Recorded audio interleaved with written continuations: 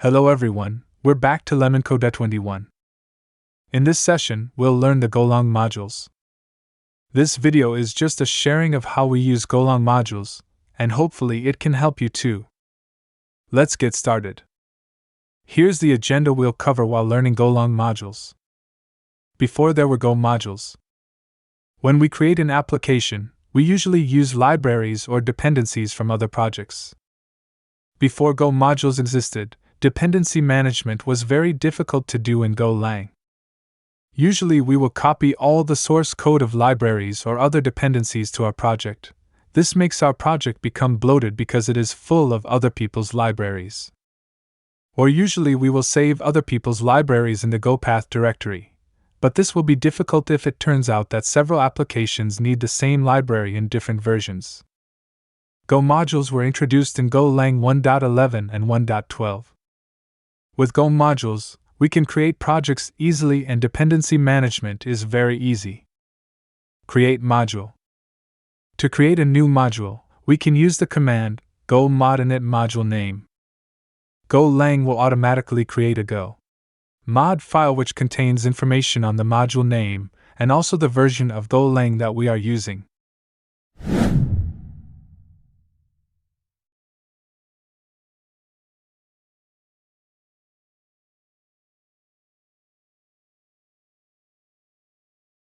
We'll start by creating a repository on GitHub for our module named Hello World. First, we create the repository on GitHub with the appropriate name, which is Hello World module. Once the repository is created, the next step is to initialize a Go module using the go mod init command and adjust it with the name of the module we created on GitHub. We can use a command like this, go mod init module name. After successfully initializing the Go module, the next step is to create a file named Hello World.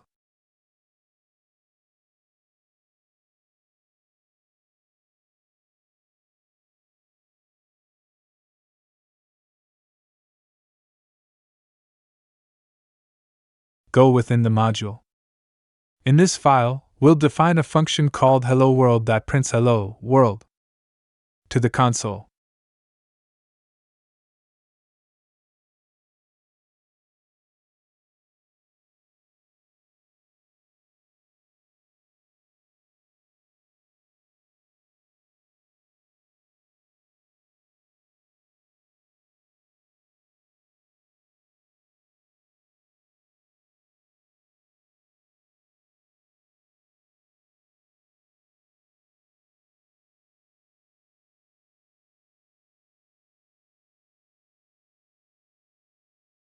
Next, we'll push this module to GitHub. First, we initialize Git within the module directory using the git init command.